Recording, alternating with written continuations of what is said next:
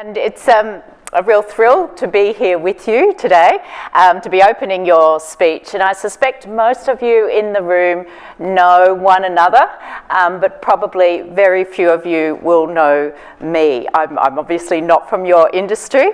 I'm from an industry, the diversity and inclusion industry. I'm what's called a diversity consultant. And I thought we might actually start by doing a little bit of an experiment. In our industry, we do a lot of work around word associations, unconscious biases, and stereotypes. And I thought a good place to start would be even just the word consultant, because often I get introduced at these sort of conferences as a diversity consultant. And I'm just going to invite you, because I know you're media people, you'll be lovely, loud voices. I'm going to invite you to share with me, when I say the word consultant, what's the first thing that comes to mind? So really loud, honest, be absolutely honest. Consultant is? Expensive. Oh, wow. I knew you'd be fast. Thank you. Not all at once. Great. Well, not great, but okay. Expensive. What else? Call it out. Smart. Wow. Thank you. Whew, that wasn't planted. Wisdom. More. Be real. Expert.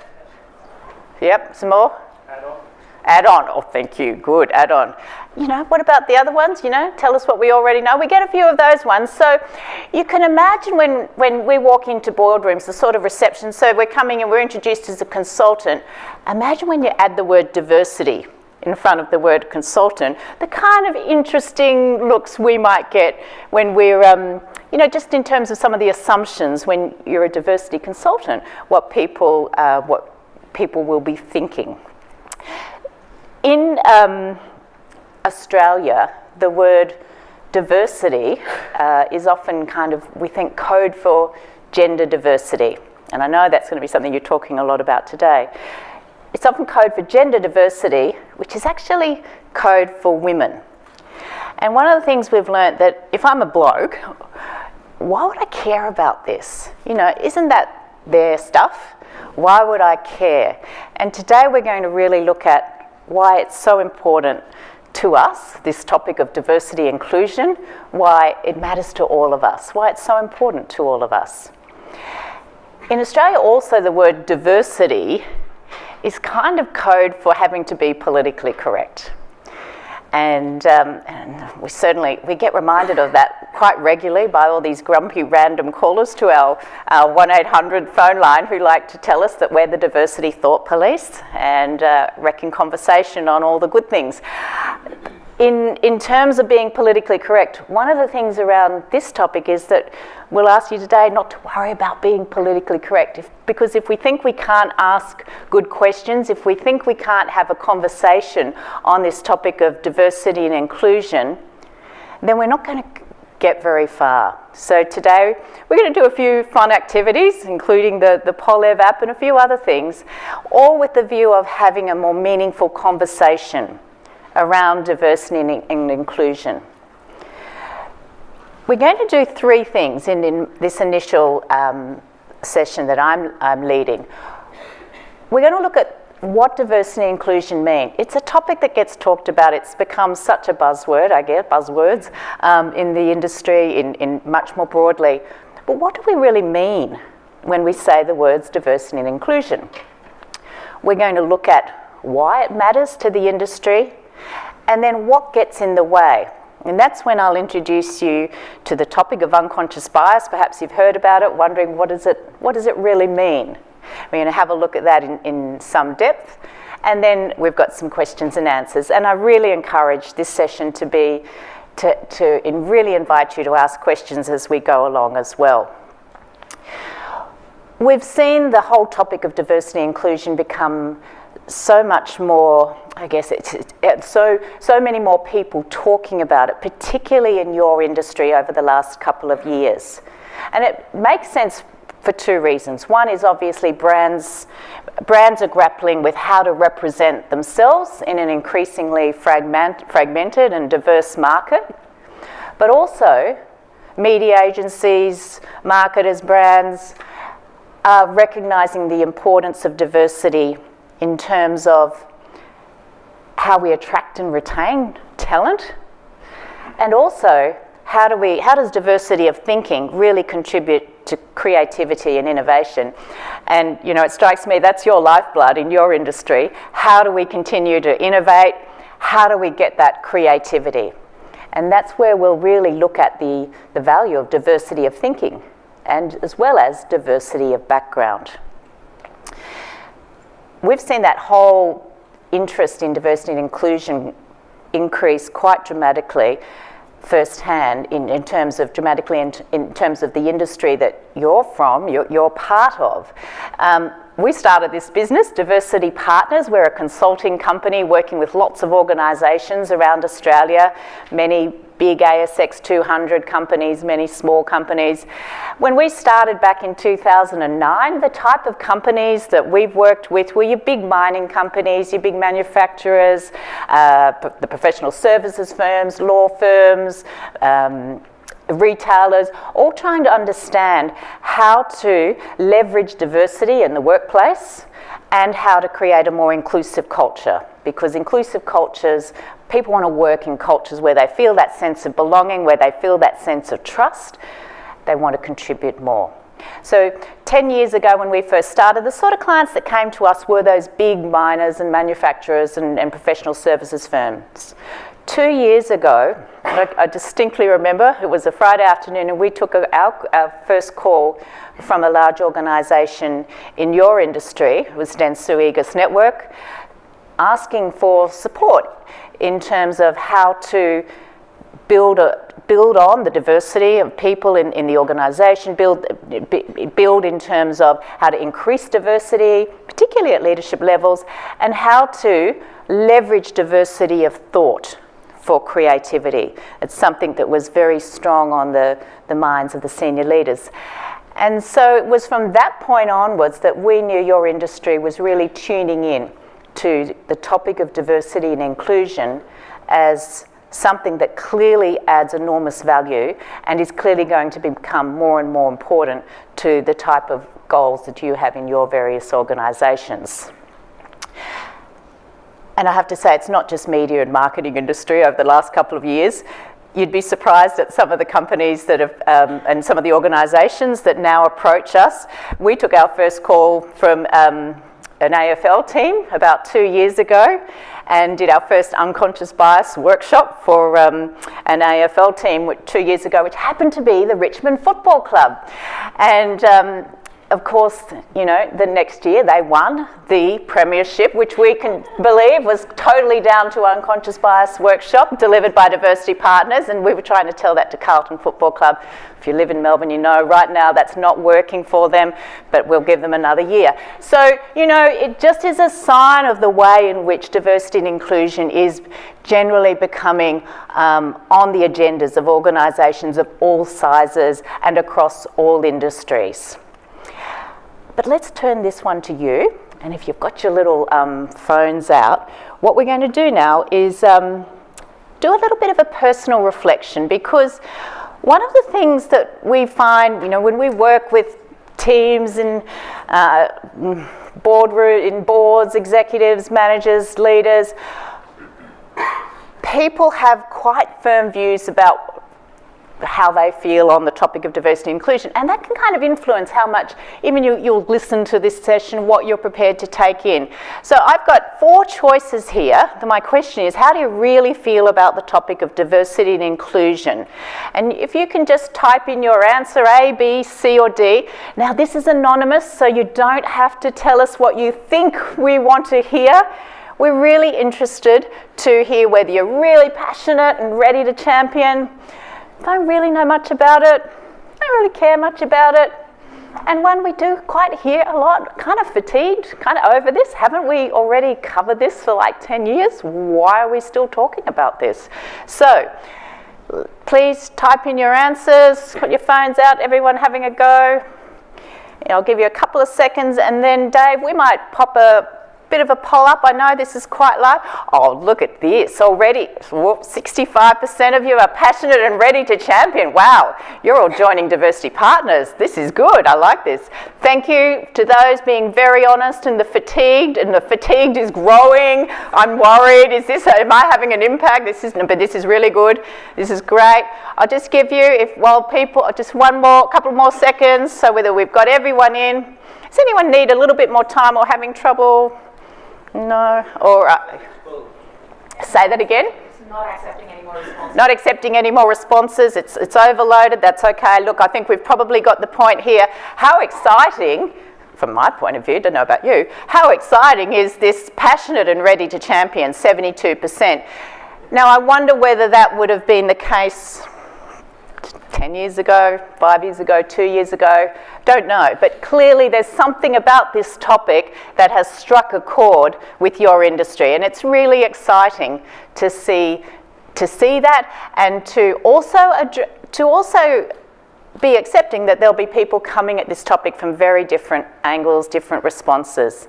The last thing I would ever do is walk into a room and expect that you're all going to be, woohoo, this is fantastic, you know.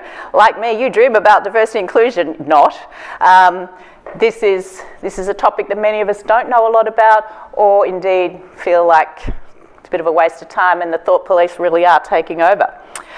So, thank you for those responses, and we'll come back now to this whole the definition and understanding of diversity and inclusion. And again, I'm going to invite you to do a bit of an activity, because one of the things that we find is that if we're having a conversation about diversity and inclusion, one of the best places to start is by exploring the diversity of people in the room. So I will invite you to stand up. If it's not possible for you to stand up or you're uncomfortable, just pop a hand up. So we're going to have a look at diversity across some of the more common dimensions that you'll probably be familiar with, like cultural background and gender and age, some of those things, as well as thinking approaches. And again, we're doing this with the purpose of bringing the topic of diversity to life. So, with that in mind, and what we'll do is just be standing up, no judgments, we're noticing the diversity, we're just really observing at this very point, and then we'll talk about what this activity is about. So, with that in mind, let's start with culture. Can I ask people who were born in Australia to stand up in your chairs, please? So stand up, born in Australia, and have a look around. Notice who's in the room. What sort of, okay, great. Thank you. Can I get you to have a seat, please? Can I have a look at those born outside of Australia to stand up, please? Okay. Good. Now, so as you notice, you're looking around, noticing, think of majorities and minorities. Okay, have a seat. All right, thank you. Let's have a look at gender. Can I ask the men in the room to stand, please? Have a look around. Great. Okay, have a seat. Can I ask the women in the room to stand, please?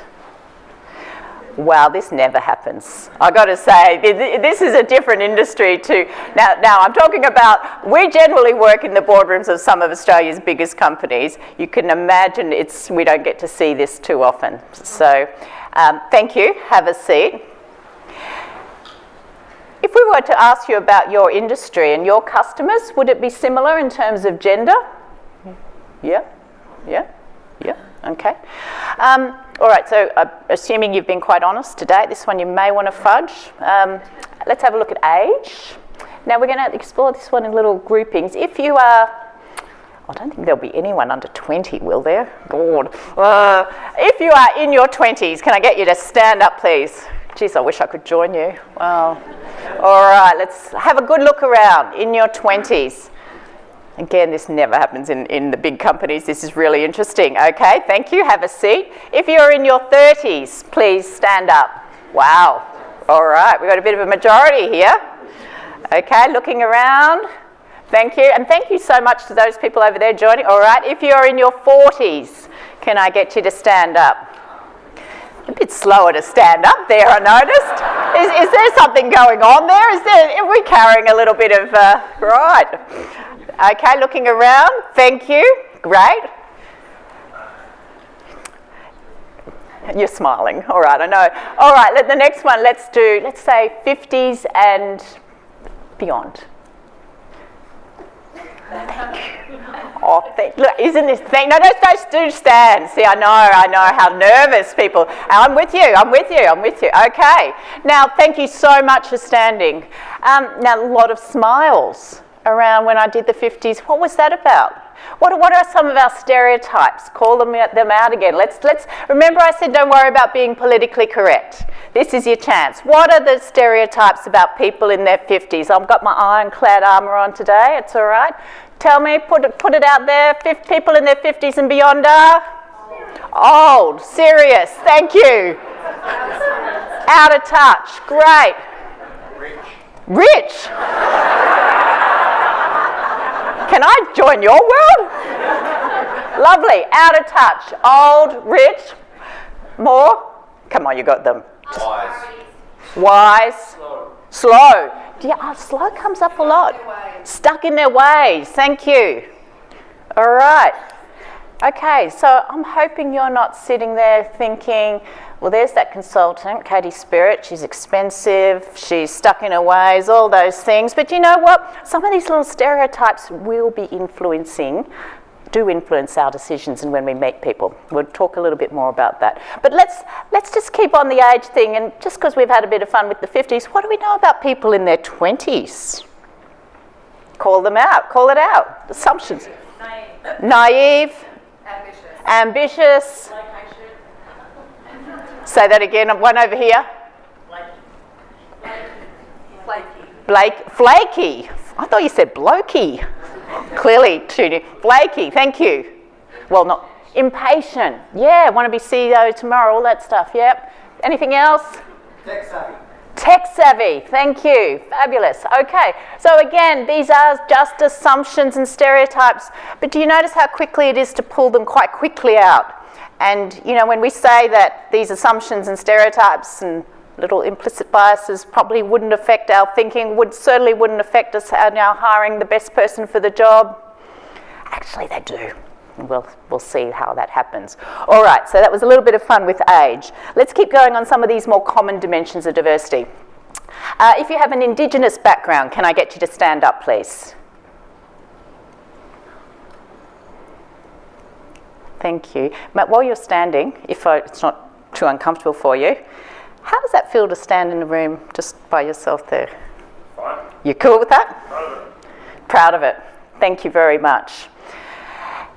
Sometimes diversity is also about noticing minorities and who's not in the room, whose voices can we be missing. And often you can imagine in executive boardrooms, we rarely have a person standing. And yet many of these companies are making big decisions that impact Indigenous environments and communities around Australia. So diversity and inclusion is also about noticing whose perspective might we be missing. All right, let's keep going. Now, I'm going to ask these couple more slightly differently.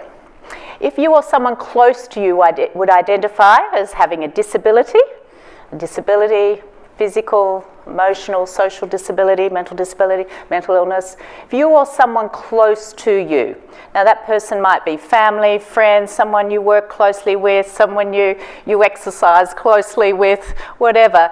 If you or someone close to you would identify as having a disability, can I get you to stand, please? Have a look around the room. What is about this side of the room? All right. Okay, thank you. Have a seat. If you or someone close to you would identify as not having a disability, can I get you to stand, please? Okay. Okay. Where's our majority, do you think? Is it this grouping? Just in terms of looking around, yeah? Yeah? Okay, thank you very much. Have a seat.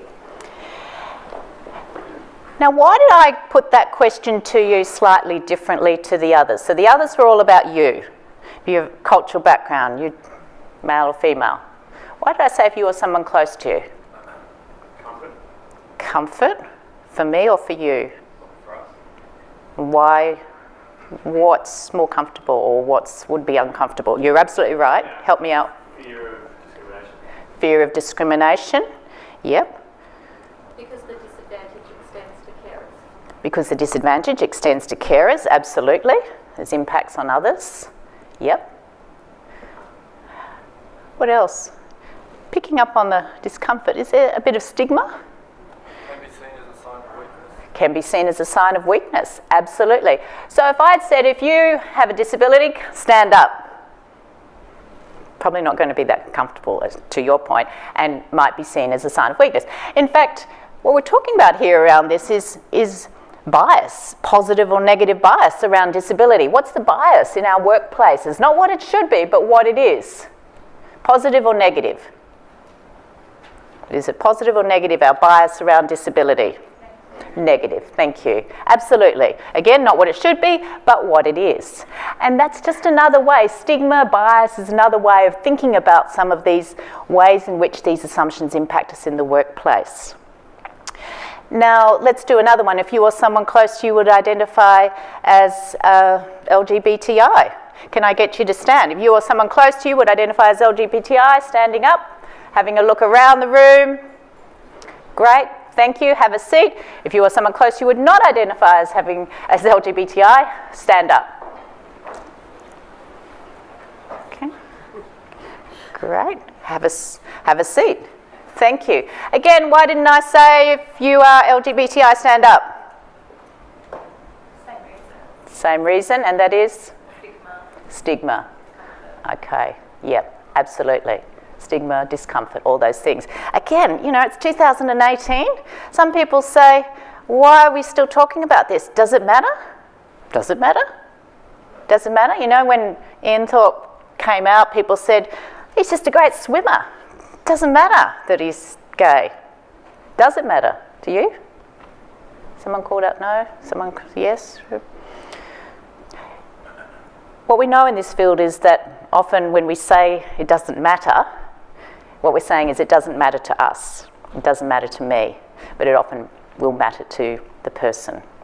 And so again, if we're going to build inclusive workplaces, it's really important to be aware of all these types of differences. These are just differences from an identity background that are really crucial. You've heard the saying, bring your whole self to work. And we know that's really critical from an engagement perspective. So as leaders, as team members, how do we do that? And part of it is noticing, becoming aware, and having conversations around this. Also thinking about who's in the majority and in the minority. It's so easy to say, oh, you know, these things don't matter to me when I'm in the majority. But when we're in the minority, it can be quite hard to stand up, to have our view heard. When we're in the minority, we're far more likely not to speak up unless, you know, there's a lot of studies done around women speaking up, and unless there's at least in a boardroom, at least one other woman, it's very hard to speak up and put a different view forward. So we're building our awareness of diversity and inclusion. We're just going to do one other one here, slightly different one, and this is about thinking approaches. And I put this one in here because talking to a few people in the lead up to this session, what became really clear to me was that your industry so thrives on diversity of thought and creativity, and really understanding the different thinking approaches that impact our decisions is really important. It strikes me so every day that we don't give enough thought to the science of decision making, how we make decisions. We all make decisions all the time. We hear a lot about decision making fatigue and all of that, but how we make decisions and how we consider a whole range of perspectives is really critical. And there's some stunning research done by Juliet Burke from Deloitte looking at the 6 different types of thinking approaches that will influence decisions and should influence decisions. And as you have a look at these, I'm actually going to get you to stand up, and firstly what I want you to do is identify if you had one question to ask when you were making a big decision. Maybe it's something that's on your mind right now, a project you're working on. If you had one question to ask, which one of these 6 would you ask first? Now, I know you're probably going to say, oh, it's very hypothetical because we're going to, everyone can ask these questions. But which one would kind of be on your mind to be first? So can I get the people who would probably ask about the process? What are the steps and processes? Can I get you to stand, please? Thank you. Thank you. Okay, have a seat. All right, can I get the people who would ask about the evidence? What are the facts? What's the evidence we're relying on here? Okay, good. Thank you. Can I get the people who'd ask about the risks? What are the risks? What could go wrong? What scenarios should we plan for? 2, thank you. Great. And the people? What's our audience? Okay. Great, thank you. Have a seat. Let's have a look at outcomes. What are the objectives? What are we doing this? Thought so. Okay, great. Alrighty, okay. Just as everyone's seen, our majority here, good. And let's do options. What are the options, possibilities? What could we do? Not quite as many. Could I actually get the options and outcomes people to stand up together? And I want everyone to have a little look around. Okay. Thank you. Thanks very much for that. Now, you have just validated, yet again, the research that shows that when we're making decisions, the most common thinking approaches are outcomes and options-based thinking. People move to the options and outcomes as their first preference. Now, that's absolutely fine. There's nothing wrong with that. But what we know is that unless we're getting that diversity of thinking approaches, decision-making is less robust, far more likely to be risks involved. We're certainly not leveraging the diversity of thought that people talk about. So it's a very helpful way, we believe, in getting cognitive diversity, which we'll hear a lot more about over the next 5-10 years, as well as diversity of background. So gender, age, culture, all those elements of diversity contribute to good decision making. Not because men are different. That's a load of baloney.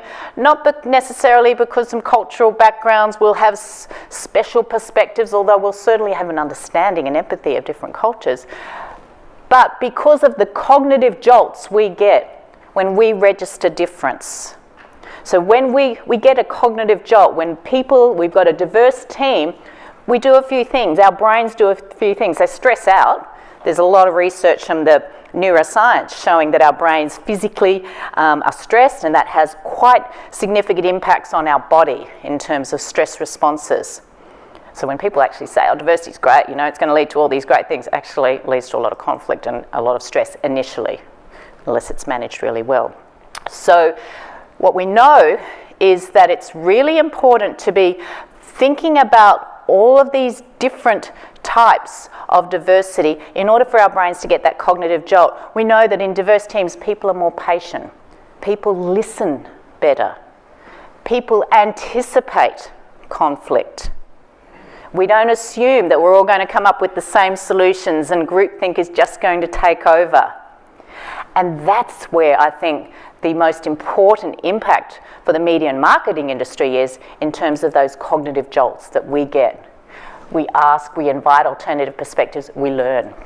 Okay, thank you for doing that little activity. And here's just an example of the iceberg. If we're thinking about diversity, often we just think about gender, but as you can see, even from that little activity, we've stretched that understanding to many aspects of diversity that will be relevant in the workplace, that are relevant in the workplace. And it's so important for us in terms of leadership.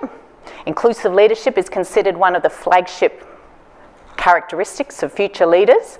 It's so important for us to be thinking about that level of diversity, both the surface level diversity above the water and the deeper level diversity.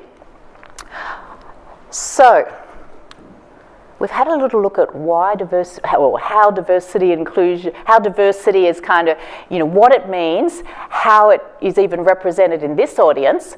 Let's have a look at why it matters. And we've kind of been throwing bits and pieces of that in as we've been talking. And again, here's another chance to do a poll, because I think it's really helpful for us to understand from your perspective. When we work across different industries, people tell us quite different reasons. So again, let's have a look at pop your answers in on our poll, our second question, if you can get in. Hopefully you can get into this one.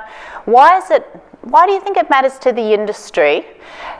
Now, I've said what's number one for you in terms of the industry, not necessarily for your personal view right now, although they might be one and the same. Why does it matter to the industry? Everyone popping in their responses? Yep. Okay, Dave, let's have a look. Okay, this is interesting. Better problem solving and innovation. Okay. Fantastic. Well, that's a really interesting sign in terms of where your thinking is in terms of the impact of diversity and inclusion. And again, I think that speaks volumes about why you consider this to be such an important topic. And I think I would have perhaps thought attracting and retaining talent would be higher. I mean, it's clearly high, it's 20%, but that better problem solving and innovation is really key. The reach diverse customers and consumers at 12%. I think I'm going to share with you some data really shortly that might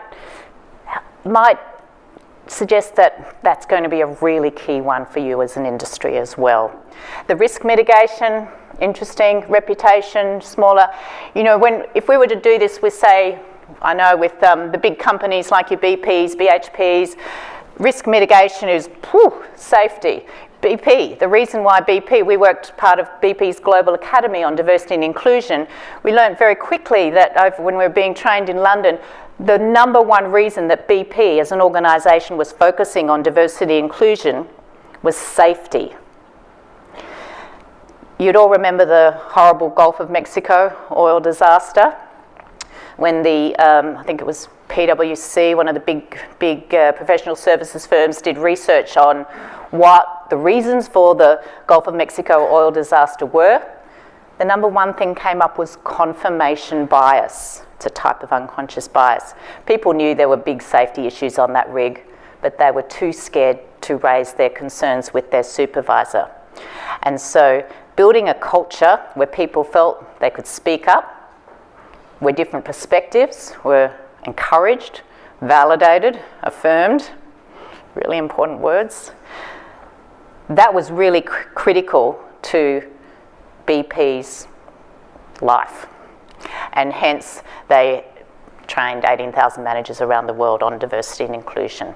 So again, different perspectives, but I think they're important to know because you will be representing brands that will be wondering about these topics and getting to the heart of their reasons why they focus on diversity and inclusion, I imagine, is really, really important.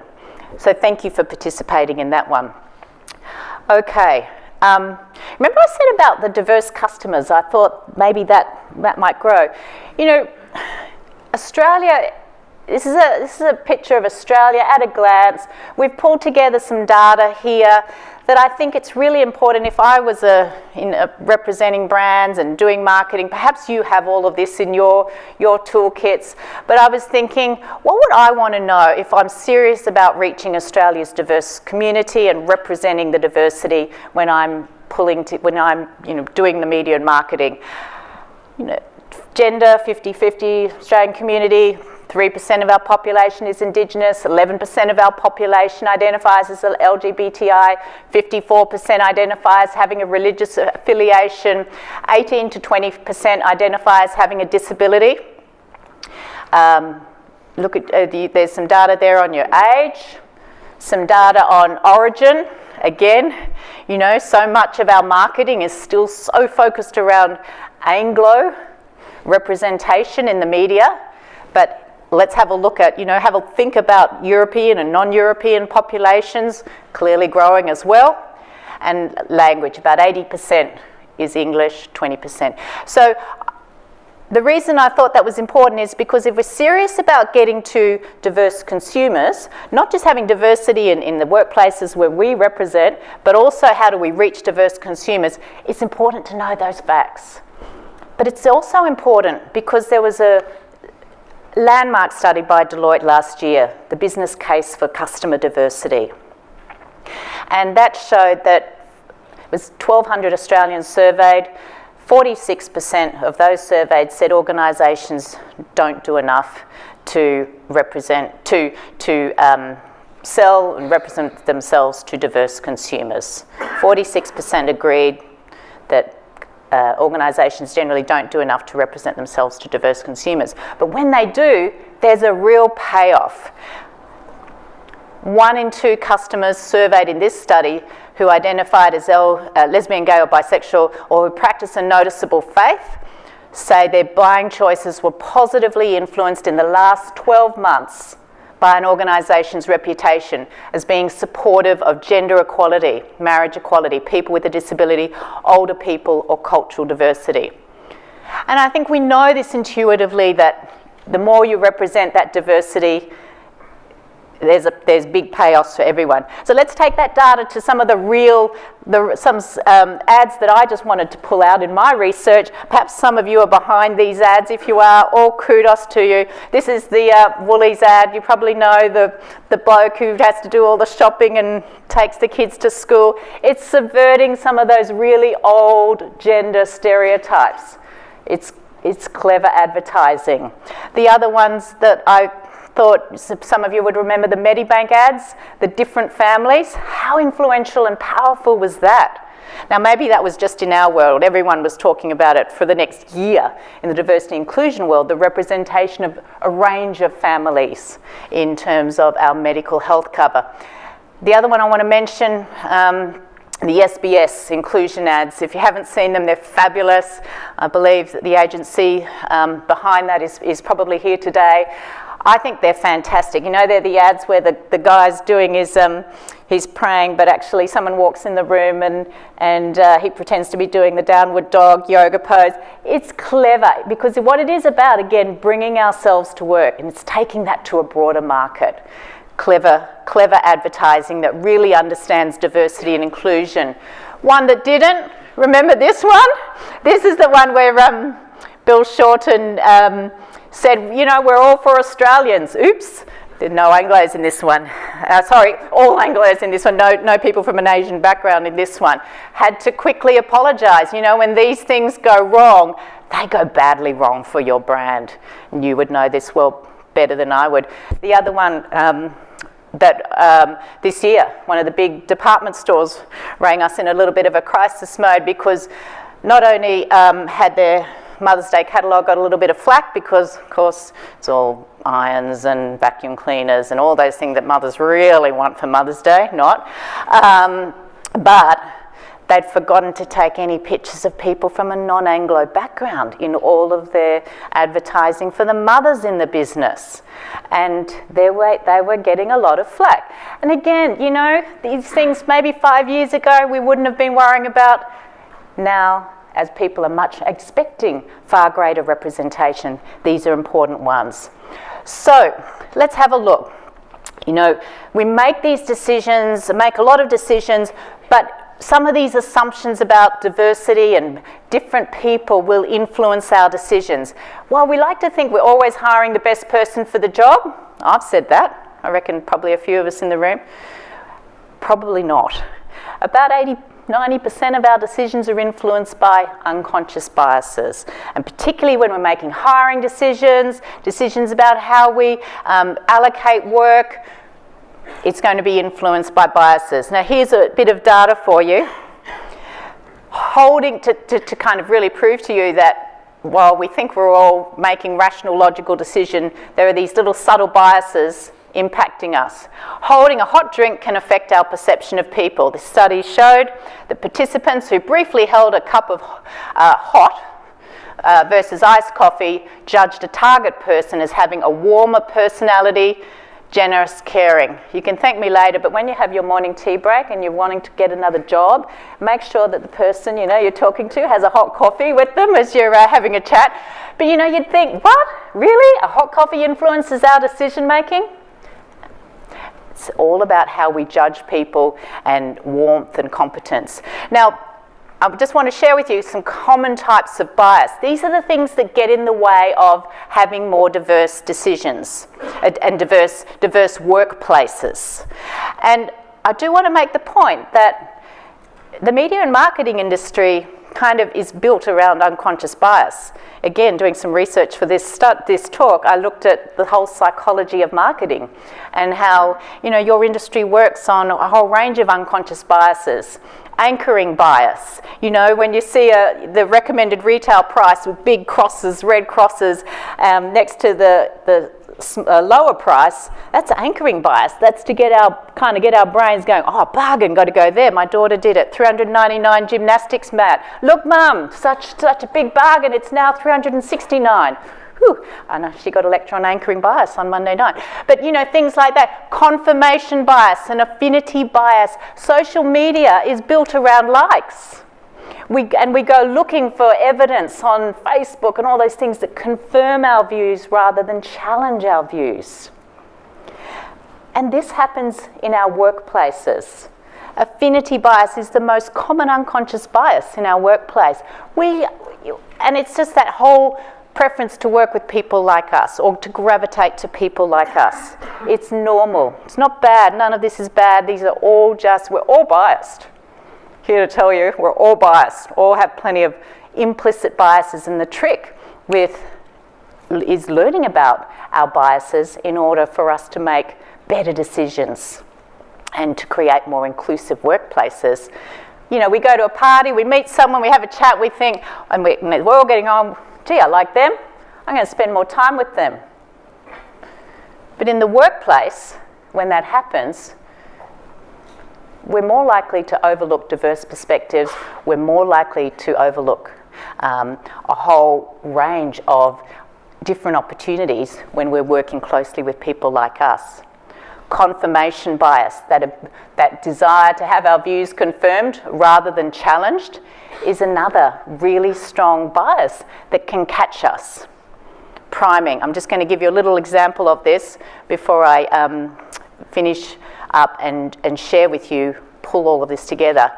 I'm just going to, actually, before I do this, I'm just going to do one thing. I'm going to ask you, in this next one, what animal do you see here?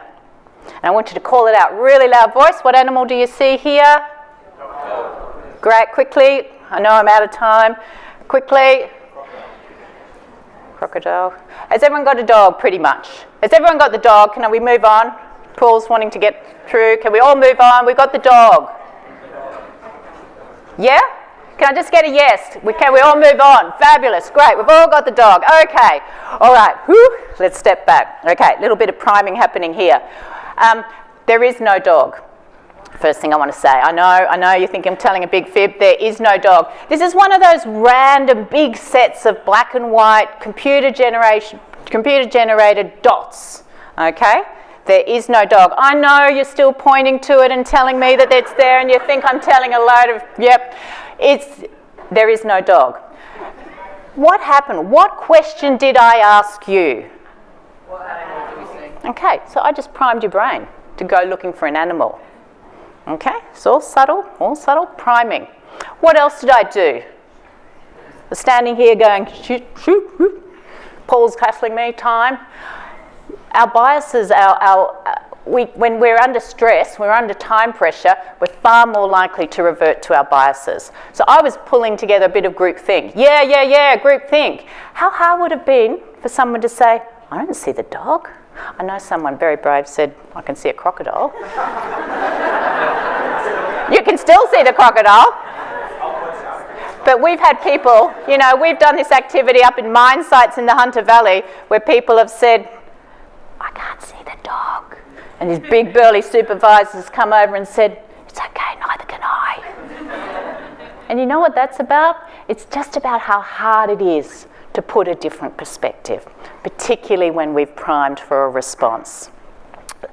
Particularly in gender stereotypes, there's a whole range of stereotypes we resort to. We resort to expecting women to show warmth.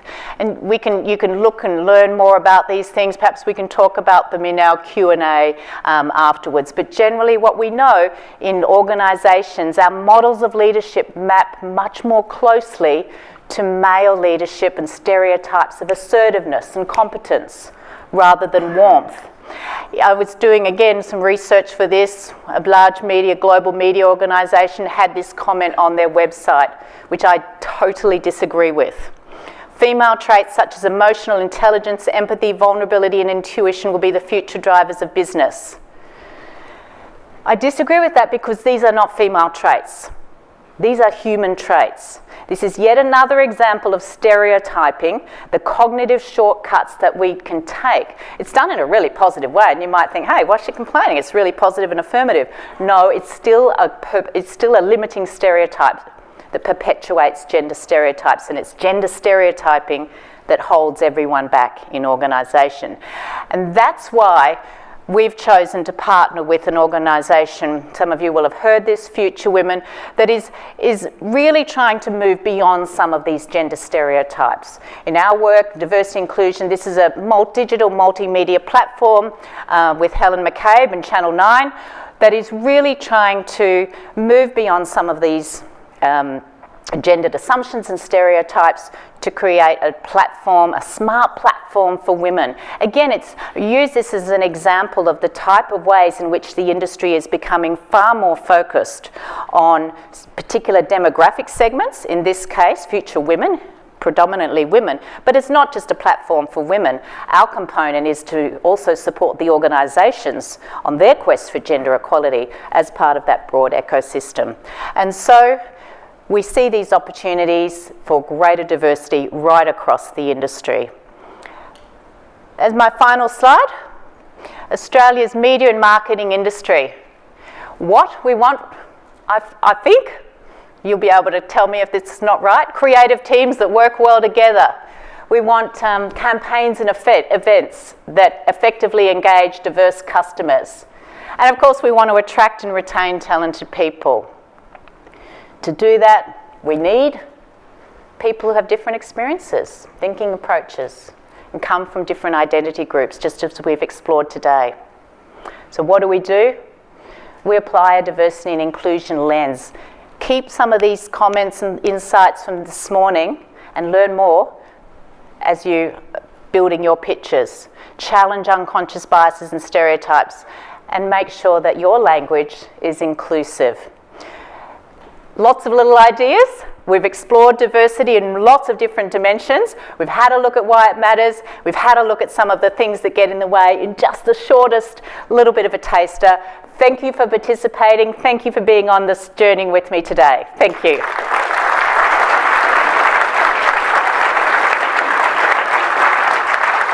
Ladies and gentlemen, please welcome Paul Brooks, CEO, Cara Australia, to facilitate this morning's Keynote Q&A. Good job. Thank you. Clearly lost you there. No.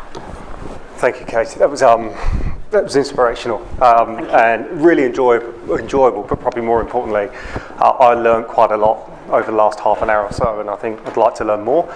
And I think I'm going to take a slightly different or a change of tact. I did prepare a series of questions, but I think on the theme of interactivity, I think it'd be really good to throw some of these questions open to the floor because I think there's a lot of burning questions that will probably come through. So I'll probably ask 2 or 3 and then we'll open up to the floor if it's okay. So if you can think about some questions, that'd be great.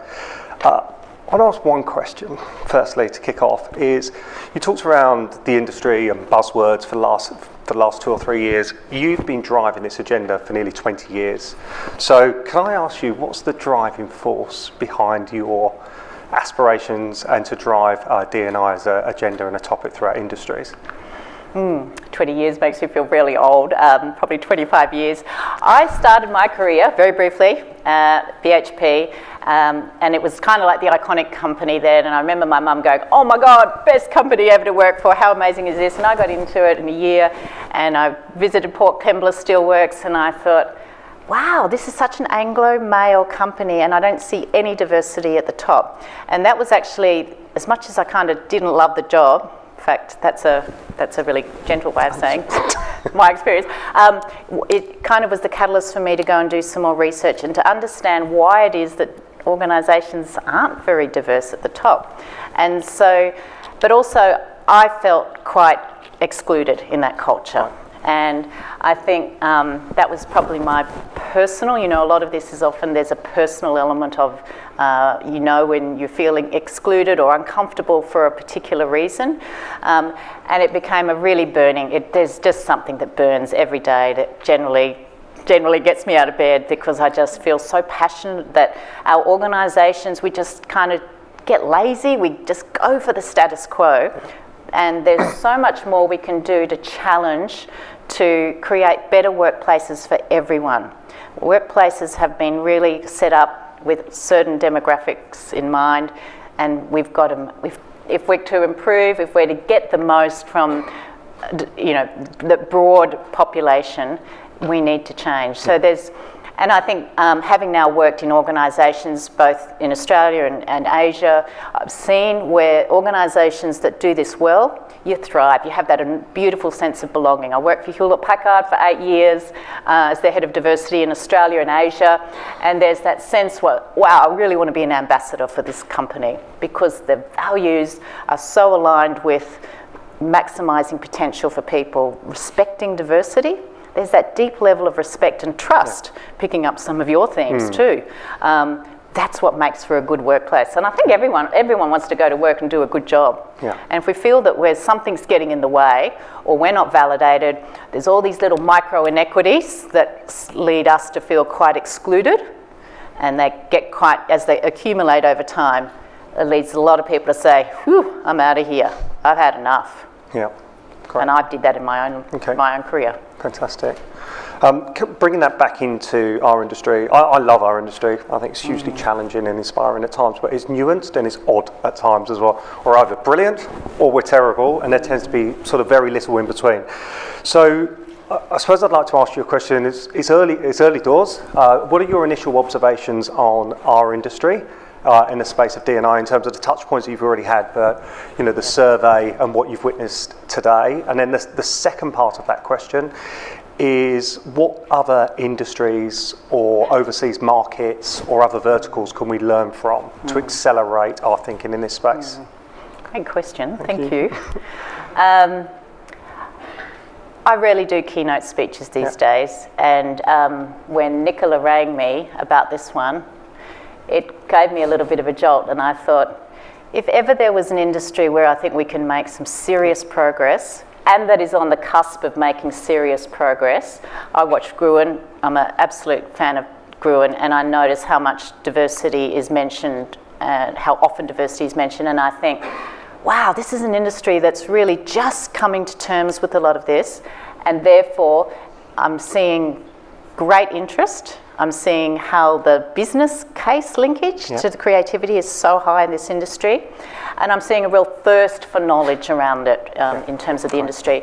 And I'm also seeing, I guess, a sense of, okay, now we get it, what can we do to make this better and to really progress this far more quickly?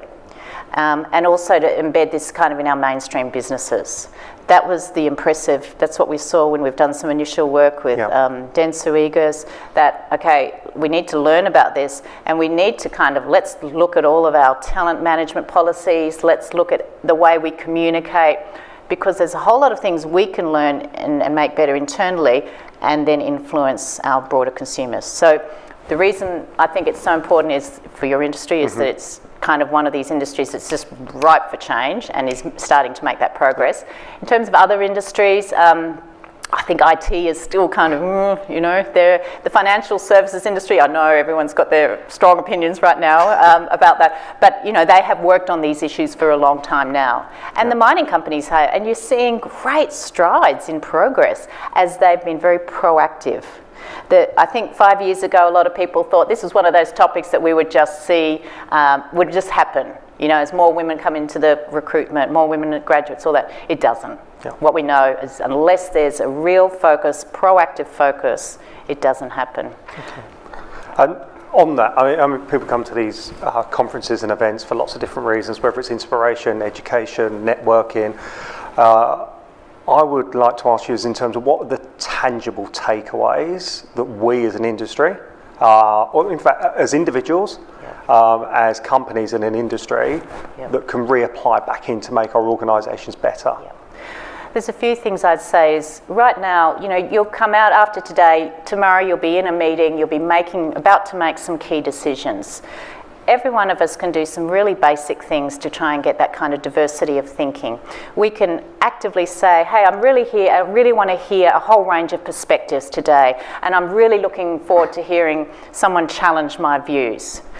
We can if we're the CEO in a meeting or the most senior person in a meeting, we can hold back our view and to ensure we're getting a range of views around the table, because we know that because of power and privilege, how that works, people are much, it's called sunflower bias, if anyone's really interested. People are much less likely to put forward their view when they think the manager has put, when they think the manager is going to be expecting them to see that sunflower bias. It's a really, really common one, and it's one of those ones as you learn more about it, you can't stop thinking about it. Yeah. So you can actively say, hey, I'd really like to hear a whole range of voices today, and particularly ones that will challenge me. I mean, if you need to, appoint a devil's advocate. So you can actively, you can say you're looking for those different perspectives. You can invite people to give their contributions in different ways. A lot of people don't want to put forward their view in a team meeting. Perhaps, you say, hey, we're going to be discussing this, send me your thoughts, or check in with someone later. I mean, these are basic decision-making kind of principles that are going to help us with diversity of thinking. But there's really specific things you can do as well. Just ask yourself, who's your go-to person in the organisation, and why is that? Is that because of affinity bias? Or is that because they really get the job done? What is that about? Who are the people who are going to challenge me the most? How do I feel about them? Again, am I shutting them down for perhaps, affinity bias, confirmation bias, because they're kind of not confirming my views, so I'm feeling really uncomfortable here. And I personally know how hard this is, running a consulting company. I don't love it when some of my team who are here today will say, hey, we think, that's a load of crap. Yeah. It's like, well, that's the reality, and I've got to learn to kind of deal with my own defensiveness there. And so these are things we can do in our everyday. There's heaps of things we can do when we're recruiting for people. Instead of thinking, we're going to have the best person for the job, just have a look at your job descriptions. Have a look at whether you've got more male stereotype words than female stereotype words. If you've got a whole bunch of words, we're looking for someone with great flair and dominance and competitive and going to be super quick and all those things, they're more likely to, they're masculine associated stereotypes. Yeah. If you've got words like we're looking for someone with great interpersonal skills, teamwork, all of those things, feminine stereotypes. A lot of companies have done analysis. You want those things to be balanced. Fantastic. Otherwise people say, oh, we don't have enough women in the industry. But we haven't looked at we haven't done any systemic analysis of our own processes. So just before I throw the mic out to the floor, on that, what are the common mistakes and hurdles that we can avoid then? Yeah, good point. Actually, this comes right back to your first question. I think as an industry, what I've tended to see so far is the focus around diversity is only women. And not even gender diversity, it's actually only about women and how can we progress women into leadership roles. Don't get me wrong, that's a really, really critical agenda. But what we know is that when you position that in a far broader agenda about we're trying to create more inclusive workplaces that support difference generally, we know that advances around gender diversity are much more likely to happen more quickly. So if you have a broader umbrella message about and a focus around an inclusive workplace, you're more likely to see greater progress on gender diversity. If that makes sense. It's kind of a subversive message, and I know that, again, your industry thrives on all those little subtle messaging. But it comes back to, I think, I've seen the mistakes where there's been a really kind of strong, loud focus on, we've got to have more women in leadership. Yeah, but why? What's that about? And backlash and all of that occurs. Again, natural focus. Again, if we're putting that's really critical, and it's a part of a broad agenda around diversity and inclusion. Do you think that's more to do with organisations are doing it because they think it's the right thing to do rather than there's authenticity in what they're doing? Could be. Yeah. Could be. Okay. I know there's probably lots of questions from the floor, so have we got a mic that we can, well, firstly, hands up if anyone's got some questions for Katie. Here we go. Katie, thank you for today. Amelia from Bauer. We're doing a lot of stuff in this space at the moment. I think it's really exciting and really valuable. Why do you think, though, Australia, since it is such a great melting pot of so much diversity in cultures and religions and things, that we seem to be behind the eight ball, so far behind the rest of the developed world in terms of our inclusion and diversity? We seem to be, in short, why are we so racist?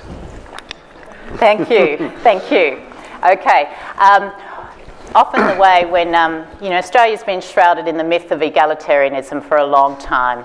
And, when we think we're very egalitarian and very multicultural and all those things, it actually can hold back real progress. It's often organisations that are really say they're so committed to diversity and inclusion are the ones that actually really aren't. And it's that because they think they're so good, why would you even do more work? I'm a historian by really long way back, and I think there's a whole lot of factors in Australia's history that have probably influenced our stereotypes around gender and culture and racial, the statistics in terms of where we are in racial representation. And so I think there are some specific historical factors that have influenced Australia, but I think the big learning right now is we've got to step up. We've got to step up on the global platform here. That sort of broad data we have, we've got to be far more representative, put aside some of those perhaps historical chains and step up and take our place on that sort of global stage with this as well. And we've got to leverage the diversity that we have, I think. Yeah, great.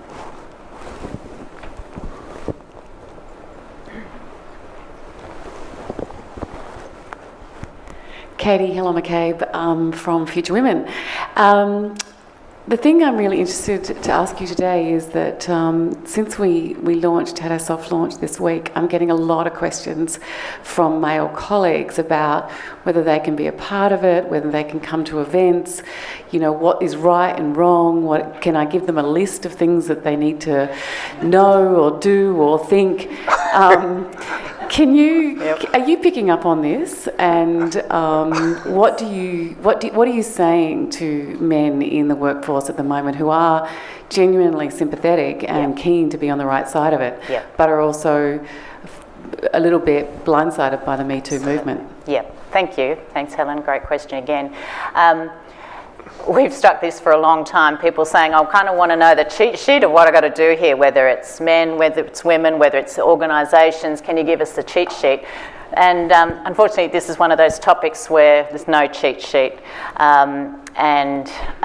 We notice this particularly because sort of many of the big companies we work with, predominantly people from engineering backgrounds, and they say, come on, we just need this to be really black and white. And of course, we disappoint them because we say, well, actually, a lot of this is about the conversation that that we need to have more conversations. If nothing else from today, is if I can encourage someone in this audience to have more conversations in your workplace about diversity and inclusion, find out more about, if it is something, if I'm uncomfortable or concerned about an interaction, have the conversation. I think we get a bit scared because we think we've got to be politically correct, or because, Paul's going to think the lesser of me, or because he thinks, why am I even asking that, or whatever that is, something where you're internalising that. As we get braver on this and have more conversations, are you feeling like, is this meeting working for you? I noticed you didn't contribute as much. Can I do something for you to encourage your participation? Whatever that looks like, that to me is the best thing we can do to encourage all those people who are saying, I want to do more, I care about this, I just don't know what to do. The answers are with us, not with me. Ironically, I had that question on here, but I was worried about how to pose it because I've had a number of white male colleagues come up over the last few years and going, I don't know what the right thing to say is. Where are the boundaries? Where do I step? And I'm kind of thinking you're probably asking the wrong person as well at the same time. But I think it is something that is it's suffocating some people in the organisation. I think it's a great question to be able to bring up, and I was struggling to think how to pose that. So thank you. And isn't that interesting? And isn't that interesting that, Paul, you were struggling, because that's the thing we see. It's like, it's okay to ask the woman that, and it's like, actually it's okay to ask anyone this, because diversity and inclusion is about us. Yeah. I wanted to answer first, but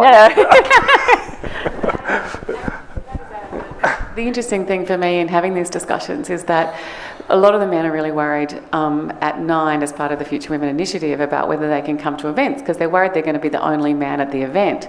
And I was saying to some of them yesterday, that's how we feel when we go into a boardroom or into an editorial meeting for most of our careers. So it's kind of interesting for them to have that experience of what it is like on the other side of the fence. Thank you. One more question. Sorry. Hi, Sam from Carrot. I was listening to a podcast on the drive-in, and it was talking about how, just in the context of diversity and inclusion, how the US in 2040 will be a majority and minority country, and how when you talk to Americans today about that future, they get concerned and retreat into herd mentalities and become more conservative. Yes. So as we become a more diverse country in Australia, do you see that? That's obviously a massive opportunity, but obviously potential concern around how that plays out. Have you got a view on that? Yeah, absolutely. One of my colleagues is just back from America who is an Anglo male, and he was saying, talking to all the blokes over there, and we all understand now that we're going to be in the minority in a few years. In fact, in many places we are in a minority. I just think that's more about having more sophisticated conversations about majority and minorities, actually, more than anything. And if we can learn from that in Australia, is just that understanding what it feels like to be part of a majority and what sort of privileges we might have, privileges or advantages, just being open to that. Nothing wrong with that. We just have certain privileges when we're in a majority. When we're in a minority, that's how it is too. But being more open about those sort of subtle privileges and advantages when you're in a majority, because you often don't see the experiences. When you're in a majority, we've been in many boardrooms where people say, no, it's all good for women here. And we're talking to 9 out of 10 are blokes. This is a great organisation for women to work. We're like, okay, do you not see? It's what we call the privilege of oblivion. The privilege of oblivion. We just don't see this stuff. And again, it's okay. And I think if we can have some of those more sophisticated conversations, hopefully we may not quite go down the same path as we're seeing that backlash in America more broadly. Hopefully we have a much more positive experience where we embrace diversity and we have good conversations about majorities and advantages and disadvantages that we all face in different ways at work. Great. Look, Katie, thank you. Inspirational and a wonderful platform for today. Can you please put your hands together for Katie? Thank you. Thanks very much. I enjoyed it.